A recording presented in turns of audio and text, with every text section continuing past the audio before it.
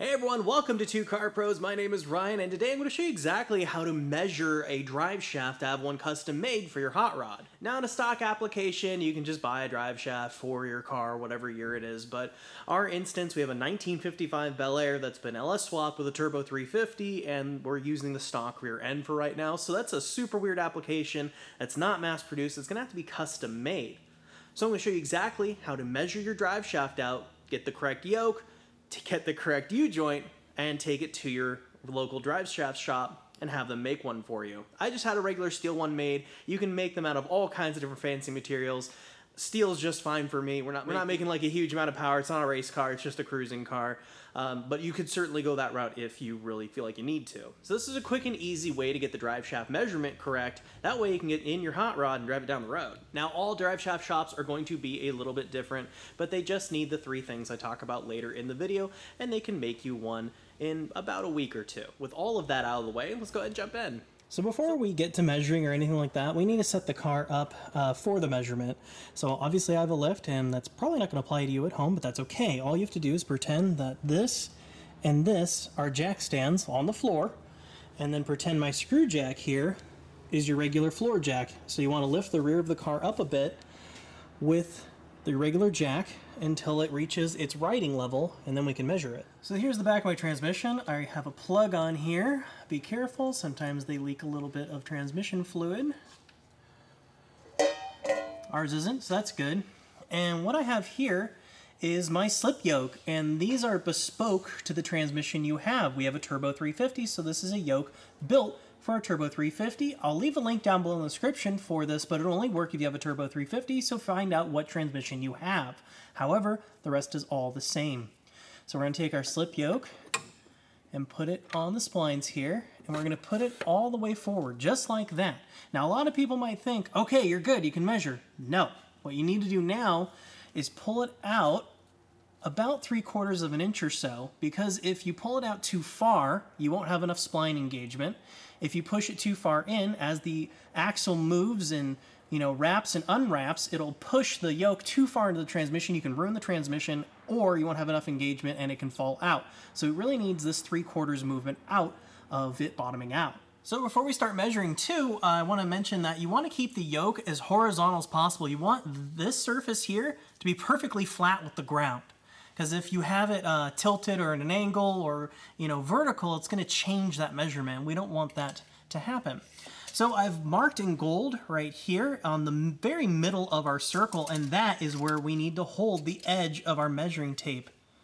Just like that right there. So we're going to have a helper hold on to that for us while we go to the other side. All right, I have a helper holding it at the yoke like I just showed you, and what we're going to do is we're going to measure to right here, right where the end of my pointer finger is.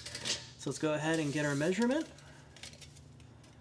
And it looks like it is 56 1/4. So there you go. 56 1/4 is our measurement. Okay, just for fun, I thought it'd be awesome to measure our old drive shaft. It does not fit. The yoke's wrong anyway. The yoke's for a Power Glide, and we have a Turbo 350, so I'm going to measure it up just like we did earlier. And it's at 54, so it is a full 2 1/4 inches too short. This drive shaft's really not going to work for us. So this is our part number from Summit Racing, and it's the yoke we saw earlier. There's only 3 things you need to get your drive shaft made. The first is this slip yoke, which you can get off Summit Racing, which I've already shown you how to do. And we've already shown how to fit and measure that. So you need that measurement. Ours is 56 1/4. Yours is most likely going to be different.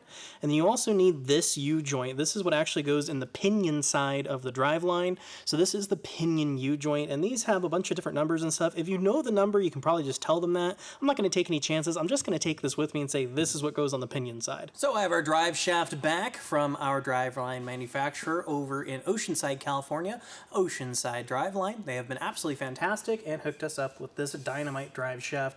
I've already measured it when I got it back. It is 56 1/4 on the dot. Yours will be different. You're going to have to measure it, and that's what this video was about.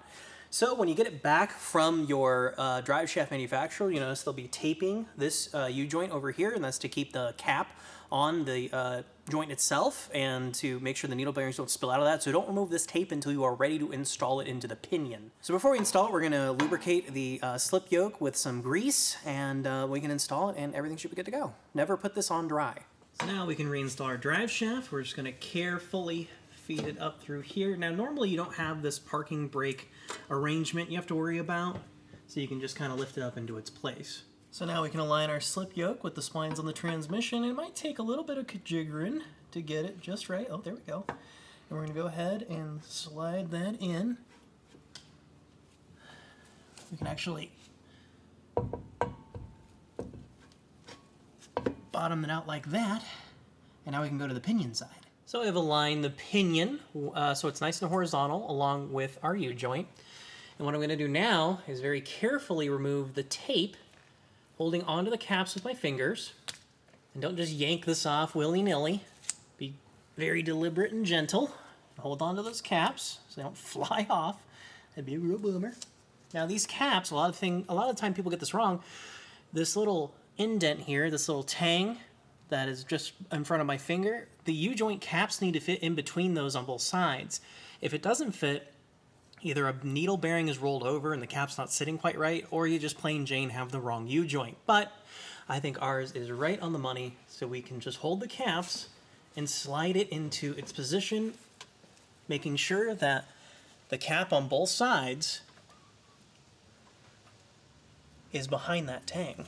And that looks like $1,000,000 freaking bucks. So we can put our U-bolts back on. Sometimes it takes a little bit of rotating to get those in their home. And I'm going to put the lock washer back on.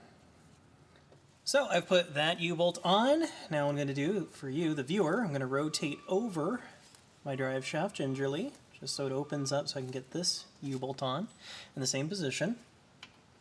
And I haven't tightened the U-bolt on the other side as well, just because I want to do it as evenly as I can. You don't want to like crush one side and then the other, or do it unevenly. So it's going to be a teensy bit difficult to film for you, but long and the short of it, I'm going to just do it in an X pattern. So just imagine an X, and follow along. And that you don't have to rotate for. You should be able to get a wrench in there. And mine is a 1/2 inch. Yours might be different. So what we're going to do, start on this, give a couple turns, go over here, couple turns, and then back over, couple turns, back down, couple turns, and we're just going to keep going in an X pattern until it's nice and snug down. I don't have a torque spec for you. Don't think you get a torque wrench in there anyway.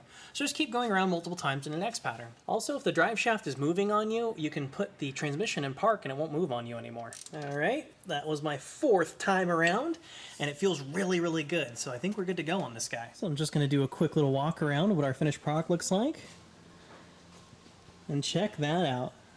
So that's about how much distance you should have on the transmission when it's in the air. There's no weight on the rear end right now. That is absolutely perfect. I am so pleased with how this turned out. Custom transmission installed. All it needs is transmission fluid, and this thing's ready to go. So that's how to get your custom drive shaft made for your hot rod. It's really easy, straightforward. Honestly, the drive shaft shop's doing most of the work. They just need a couple of specifics, and that's what I've shown you how to provide in this video. If you found this video helpful at all, please consider giving it a like or maybe even subscribing. It really helps the channel out. Thank you so much for watching, and I'll see you next time.